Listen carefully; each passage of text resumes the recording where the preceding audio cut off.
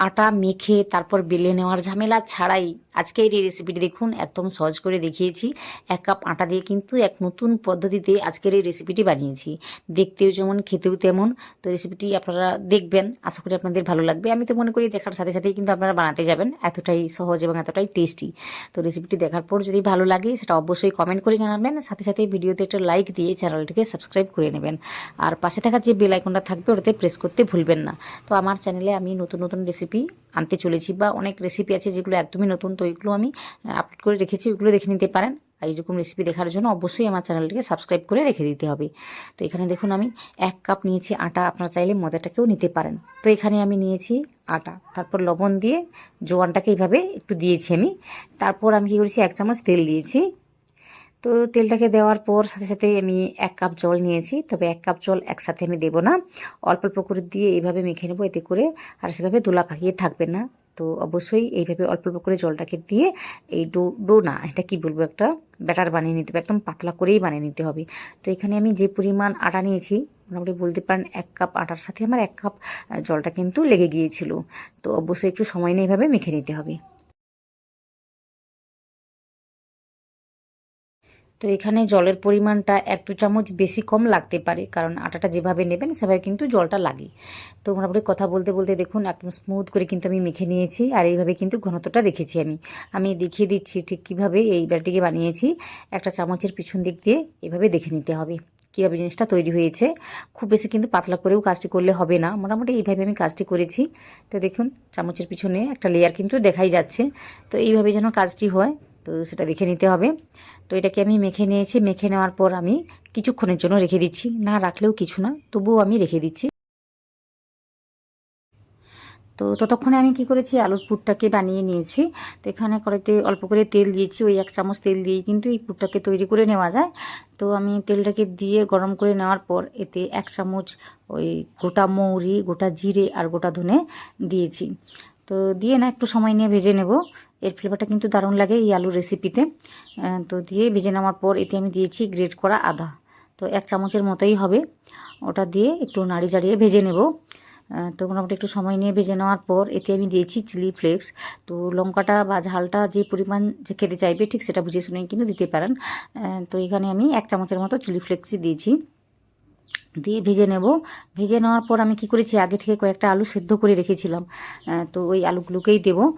তো মোটামুটি খুব সহজেই কিন্তু এই পুরটুকে তৈরি করে নেওয়া যায়, মাত্র 2 থেকে 3 মিনিটের মধ্যেই তৈরি হয়ে যায়। তো দেখতেই পাচ্ছেন আলুগুলোকে আমি এভাবে ম্যাশ করে দিচ্ছি। তো দেওয়ার পর আমি নাড়ি চাড়িয়ে নেব। খুবই অল্প মশলাতেই কিন্তু এই রেসিপিটি সহজেই তৈরি করে নেওয়া যায়, আর খুবই টেস্টিভাবেই তৈরি করে নেওয়া যায়। তবে আজকে আমি যেভাবে বানিয়েছি এইভাবে বানালে কিন্তু ভীষণই টেস্টিভাবে তৈরি হয়। আমি এই রেসিপিতে আরও একটা উপকরণ মেশাবো, যে কারণে এই রেসিপিটা বলতে এই আলুর পুরটা কিন্তু খেতে বেশি সুস্বাদু হবে। তো এখানে কি করেছি, আলুটাকে ভেজে নেওয়ার পর আমি এখানে আগে থেকে অনেকগুলো বাদাম এভাবে ভেজেই রেখেছিলাম, তো এইগুলোকে গুঁড়ো করে নিয়েছি। তো আধ ভাঙা করে নিলেই ভালো হতো, তো আমি এভাবে মোটামুটি গুঁড়ো করতে গিয়ে একটু পাউডারি হয়ে গিয়েছে। তো সেটাকেই আমি দিয়েছি, দিয়ে না একটু সময় নিয়ে নাড়ি চাড়িয়ে নেব। তো দেখতেই পাচ্ছেন এইভাবে আমি কাজটি করেছি। তারপরে এতে আমি দিয়েছি পরিমাণটা বুঝে শুনে লবণ, সাথে অল্প করে চিনি, একদম 1 চামচই বলতে পারেন। তারপর আমি দিয়েছি হলুদ গুঁড়ো। তো আমি আলুর উপরে অল্প করে হলুদটাকে দিয়ে থাকি, এইভাবে দিলে না কালারটা খুব সুন্দরভাবে আসে, তো যে কারণে আমি এইভাবেই দিয়েছি। তো আপনারা চাইলে তেলের উপরেও দিতে পারেন। তো অল্প করে দিয়ে এইভাবে নাড়ি চাড়িয়ে নেব একটু সময় নিয়ে। তারপর এতে আমি ওই যে আগে থেকে আমি ভেজে রেখেছিলাম জিরে গুঁড়ো, আমি 1 চামচের মতোই দেব। তো ওটা আগে থেকে দেওয়া যেত, আমি এখন দিচ্ছি। তো অল্প করেই দিচ্ছি আমি। দেওয়ার পর আমি এখানে দিয়েছি একটু লেবুর রস, তো অল্প করে দিয়েছি। হালকা একটু টকটক লাগলে খেতে ভালো লাগে, যেহেতু চিনিটা আমি আগে থেকেই দিয়ে রেখেছি, তো যে কারণে দিয়েছি। আপনারা চাইলে এখানে চাট মশলাও দিতে পারেন। তো এখানে একটু লেবুর রস দিয়েছি, দিয়ে সব কিছুকে ভালোভাবে মিশিয়ে নেব। মিশিয়ে নেওয়ার পর আমি এখানে ওই ধনেপাতা কুচিটা দেবো, দিয়ে ভালোভাবে মিশিয়ে এটাকে নামিয়ে নেব। তো মোটামুটি খুব সহজেই কিন্তু পুরটি তৈরি হয়ে যায়, কিন্তু ভীষণই টেস্টি এই রেসিপিটি। তো একবার বানিয়ে অবশ্যই আমাকে জানাবেন এই আলুর পুরটি কেমনভাবে তৈরি হয়েছে। তো মোটামুটি সব কিছু রেডি। ওই সবশেষে একটু ধনেপাতা কুচি দিয়েছি, অল্প করে দিয়েছি, দিয়ে ভালোভাবে নাড়ি চাড়িয়ে নিয়েছি। আর এখানে কিন্তু পুরটি তৈরি হয়ে গিয়েছে। তো আমি কি করবো, আলাদা একটা পাত্রে তুলে নেব, নিয়ে না একটু সময় নিয়ে ঠান্ডা করে নেব। তো মোটামুটি এই পাত্রে আমি নিয়ে নিচ্ছি। তো দেখুন পুরটা কিন্তু খুব সহজেই শুকনো শুকনোভাবে তৈরি হয়ে গিয়েছে। এটা দিয়ে কিন্তু অনেক রকম রেসিপি বানানো যায়। তো অবশ্যই একবার এভাবে বানিয়ে আমাকে তারপর জানাবেন এই আলুর পুরটি কীভাবে তৈরি হয়েছে। ভীষণ কিন্তু টেস্টি এই রেসিপি, তো অবশ্যই একবার বানাবেন। তো এখানে কি করেছি, কয়েকটা আমি প্লেট নিয়েছি, এখানে তেলটাকে ব্রাশ করে দিচ্ছি। এটা কিন্তু অবশ্যই করে নিতে হবে। তো এইভাবে কাজটি করে নিলে কিন্তু আমি যে রেসিপিটি বানাবো এটা কিন্তু সহজেই উঠে আসবে। আমি কি বলতে চাইছি সেটা এই রেসিপিটি দেখলেই বুঝতে পারবেন। তো এখানে দেখুন বেশ কয়েকটা আমি প্লেটে এইভাবে তেলটাকে লাগিয়ে রেখে দিয়েছি আগে থেকেই। তারপরে এখানে দেখুন এই যে ব্যাটারটি এইভাবে কিন্তু মোটামুটি যেভাবেই বানিয়েছিলাম সেভাবেই আছে। তো এইভাবে অবশ্যই বানিয়ে নিতে হয়, আর একটু রেস্টে রেখে দিয়েছিলাম। তো এখান থেকে আমি কি করেছি 2 চামচের মতো এক্সট্রা মোটামুটি তুলে আমি রেখে দিচ্ছি, এটা কিন্তু কাজে লাগবে। তারপর আমি কি করেছি, ওই যে প্লেটগুলোতে আমি তেলটাকে লাগিয়ে রেখেছিলাম ওই প্লেটের মধ্যেই কিন্তু এভাবে ছড়িয়ে দিচ্ছি। তো আজকে একটু বড় করে বানাচ্ছি, আপনারা চাইলে ছোটো করেও বানাতে পারেন। তো এইভাবেই ব্যাটারটিকে দিয়ে আমি স্প্রেড করে দিচ্ছি। তো একটু পাতলা করে কিন্তু কাজটিকে করে নিতে হয়, খুব বেশি ঘন করে কাজটি করলে না পরে কিন্তু রেসিপিগুলো বানালে ভেঙে যায়। তো অবশ্যই একটু পাতলা করে কাজটি করে নিতে হবে। তো একটাতে আমি দিয়েছি, এভাবে ছড়িয়ে নিয়েছি। তো আরও একটা প্লেট আমি নিয়েছি একই রকমভাবে।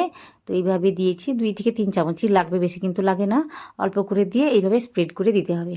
তো খুব বেশি পাতলা করাও যাবে না, তখন ছেড়ে যায় জিনিসটা ওই তুলে নেওয়ার সময়। তো মোটামুটি বুঝে শুনে কাজটি করে নিতে হবে।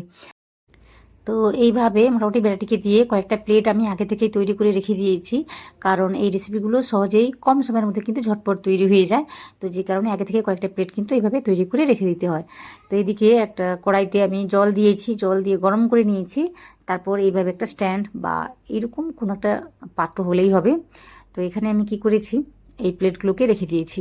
তো একটা রেখে দিয়ে আমি ঢেকে রান্না করে নেব 40 থেকে 50 সেকেন্ডের মতো।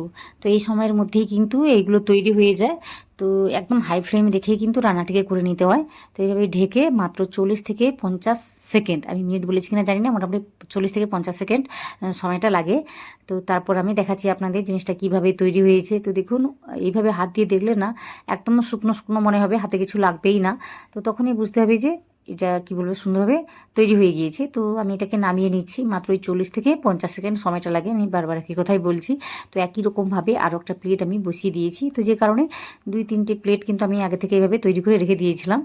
তো এইভাবে কয়েকটা আমি তৈরি করে নিচ্ছি, তারপর দেখিয়ে দিচ্ছি কি কি করতে হবে। তো এখানে দেখুন ওই একই রকমভাবে 40 থেকে 50 সেকেন্ড হয়েছে, তারপরে এভাবে দেখিয়ে দিচ্ছি। তো দেখতেই পাচ্ছেন কত ঝটফট এই রেসিপিগুলো তৈরি হয়ে যাচ্ছে। মোটামুটি কোনো রকমভাবে ডো মাখাতেও হবে না, আর বেলতেও হবে না। এইভাবে কিন্তু সহজেই তৈরি করে নিতে পারবেন। তো আজকের আইডিয়াটা কেমন লাগছে সেটা কিন্তু কমেন্ট করে অবশ্যই জানাবেন।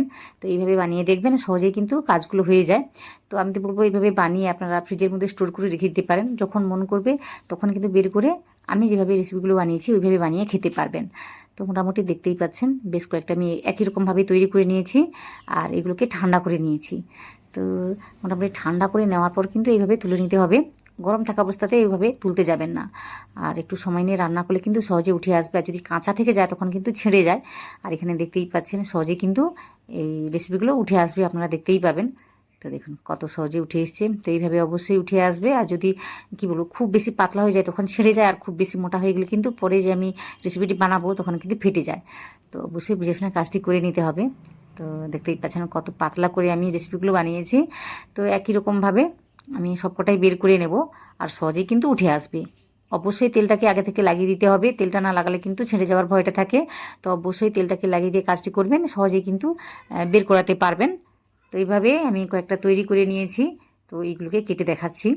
মাত্র 1 কাপ আটা দিয়ে কিন্তু অনেকগুলো রেসিপি তৈরি হয়ে যায়। তো বুঝে শুনে কাজটি করে নেবেন।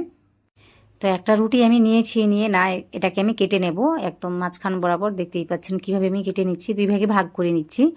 তো যেভাবে আমরা সিঙ্গাড়াগুলো বানাই ঠিক সেভাবেই আমি কেটে নিয়েছি। তারপর আমি কি করব, ওই যে আগে থেকে আলুর পুরটাকে আমি বানিয়ে রেখেছিলাম, ওটা ঠান্ডা হয়ে গিয়েছে, ওটাই আমি নিচ্ছি। তো এইভাবে মোটামুটি আলুর পুরটাকে দিয়ে আমি যেভাবে শেপগুলো দিচ্ছি ওইভাবে কাজটি করে নেবেন। তাছাড়া আপনারা যদি কোনো অন্যরকমভাবে কোনো রকম একটা রেসিপি বানাতে চান তখন কিন্তু আপনারা বানাতে পারবেন। এই আলুর পুর দিয়ে কিন্তু নানা রকম রেসিপি বানানো যায়। আর আজকে যে আমি এই কি বলবো সেটগুলো বানিয়েছি এগুলো দিয়েও কিন্তু অনেক রকম রেসিপি বানানো যায়। তো মোটামুটি বুদ্ধি খাটিয়ে কোনো একটা রেসিপি বানিয়ে ফেলবেন, খেতে কিন্তু দুর্দান্ত লাগে। তো আজকে আমি এইরকমভাবে বানিয়েছি। তো রেসিপিটি দেখবেন, ভালো লাগলে অবশ্যই সেটা কমেন্ট করে জানাবেন। তো এই পর্যন্ত দেখছেন মানে বোঝাই যাচ্ছে রেসিপিটি আপনাদের ভালো লাগছে। ভালো লাগলে অবশ্যই সেটা কমেন্ট করে জানাবেন, তাহলে আমার ভীষণই ভালো লাগবে। তো দেখতেই পাচ্ছেন এইভাবে আমি এটা ভাঁজ দিয়েছি। তারপরে আগে থেকে ওই যে বেড়াটিকে আমি তুলে রেখেছিলাম ওটাই আমি দিচ্ছি। এটা দেওয়ার কারণে কিন্তু ভালোভাবে আটকে যায়। তো অবশ্যই এইভাবে আটকে দিতে হবে। আর কোথাও যদি একটু পুরু থেকে যায়, সেখানে একটু ফেটে যায়, তো মোটামুটি একটু চেপে চেপে কাজটি করে নেবেন, তাহলে কিন্তু সেভাবে কিছু আর অসুবিধা হবে না। তো একটু পাতলা করে বানালে কিন্তু একদমই ফেটে যায় না। তো যেখানে একটু পুরু থেকে গিয়েছে সেখানে কিন্তু ফেটে যাচ্ছে। তো আমি মোটামুটি সব কিছুই ভুলে দিলাম। তো এইভাবে আরও একটা বানিয়ে আমি দেখাচ্ছি। তো মোটামুটি দুই দিক দিয়ে বানিয়ে দেখাচ্ছি আপনাদের। তো যেভাবে বানাবেন সেভাবেই বানাতে পারবেন, কোনো রকম অসুবিধা কিছুই হবে না। এই পুরটিকে দিয়ে আমি ওই যে আটার মিশ্রণটা আমি আগে থেকেই রেখেছিলাম ওটা কিন্তু আমি লাগিয়ে দেবো। তো 1 কাপ আটা দিয়ে কিন্তু অনেকগুলো রেসিপি তৈরি হয়ে যায়। তো অবশ্যই একবার বানাবেন, বানিয়ে আমাকে জানাবেন রেসিপিটি কেমন হয়েছে। তো দেখতেই পাচ্ছেন একটু পাতলা থাকার কারণে কিন্তু সেভাবে ফেটে যাচ্ছে না, আর যেখানে একটু পুরু সেখানে কিন্তু একটু ফেটে যাচ্ছে। তো হালকা হাতে চাপ দিয়ে কাজটি করে নেবেন, সেভাবে আর কিছু অসুবিধা হবে না। তো যেখানে ফেটে ফেটে যাবে সেখানে ওই আটার যে আমি বেড়াটি রেখেছিলাম ওটা দিয়ে ভালোভাবে আটকে দিবেন, তাহলে কিন্তু আর খুলে খুলে যাবে না। তো এইভাবে বেশ কয়েকটা আমি তৈরি করে নিয়েছি, এইগুলোকে ভেজে দেখাবো এখন। আর দেখতেই পাচ্ছেন কত সহজেই কিন্তু এই রেসিপিগুলো তৈরি করে নেওয়াগুলো, কোনো রকমভাবে বেলে নিতে হলো না বা ডোটাকে মেখে নিতে হলো না, সহজেই কিন্তু রেসিপিগুলোকে তৈরি করে নেওয়া গেল। তো এগুলোকে ভেজে দেখাবো এখন। তো তেলটাকে গরম করে নিয়েছি, ভালোভাবে কিন্তু গরম করে নিতে হবে।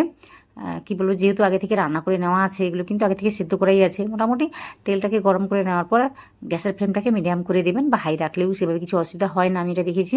তো এইভাবে দিয়ে একটু সময় নিয়ে ভেজে নিতে হবে, এতে করে কিন্তু রেসিপিগুলো তৈরি হয়ে যায়। তো আপনারা দেখতে পাবেন কীভাবে তৈরি হয়। তো প্রথমেই আমি ভেজেছিলাম, তো কী হয়েছে, একদম হালকা তেলের মধ্যে দেওয়ার কারণে কিন্তু পুরটা বেরিয়ে যাচ্ছিলো বা খুলে যাচ্ছিলো, তো যে কারণে আমি পরেরগুলো ভেজে দেখাচ্ছি আপনাদের। তো দেখুন একদম তেলটাকে মিডিয়াম রেখে কিন্তু এগুলোকে ভাজতে হয়, তাহলে সহজে কিন্তু শক্ত শক্ত হয়ে যায়, আর আলুর পুরটা কিন্তু সেভাবে বেরিয়ে যায় না। তো দেখতেই পাচ্ছেন এইভাবে কিন্তু বেশ মুচমুচে করে ভেজে নিতে হবে, আর এইভাবে কিন্তু সহজেই ভাজা যায়। তো আজকের রেসিপিটি কিন্তু দেখতে দারুণ হয়েছে, খেতেও কিন্তু দারুণ হয়, আর কত সহজে বানালাম সেটা তো আপনারা দেখলেন। তো যদি রেসিপি বানানোর আইডিয়াটা আপনাদের ভালো লাগে সেটা অবশ্যই কমেন্ট করে জানাবেন, আর ভিডিওতে একটা লাইক দিবেন। নতুন কেউ হয়ে থাকলে অবশ্যই আমার চ্যানেলটিকে সাবস্ক্রাইব করে নেবেন। তো আপনারা ভিডিওগুলো দেখেন কিন্তু কোনো রকমভাবে সাপোর্ট করেন না, তো এইভাবে করবেন না, ভালো লাগলে অবশ্যই আমাকে সাপোর্ট করবেন। আর কোনো রকম একটা রেসিপি যদি আপনারা দেখতে চান সেটাও কিন্তু কমেন্ট করে জানাতে পারেন, তাহলে ওই রেসিপিগুলো আপনাদের সাথে আমি সহজেই শেয়ার করে নেব। তো দেখতেই পাচ্ছেন কত সুন্দরভাবে কালারটা এসেছে, এইভাবে কিন্তু সহজেই তৈরি করে নিতে পারবেন, এতটাই সহজেই রেসিপি ভুলতে পারেন। আর খেতে কিন্তু দুর্দান্ত হয়েছিল, সস দিয়ে খেতে ভালো লাগে বা তেঁতুলের চাটনি দিয়ে খেলেও কিন্তু ভালো লাগবে। তো আজকে আমরা সস দিয়েই খেয়েছি। তো আপনারা বাড়িতে বানাবেন, বানিয়ে আমাকে অবশ্যই জানাবেন আজকের রেসিপিটি কেমন হয়েছে। তো অবশ্যই জানাবেন।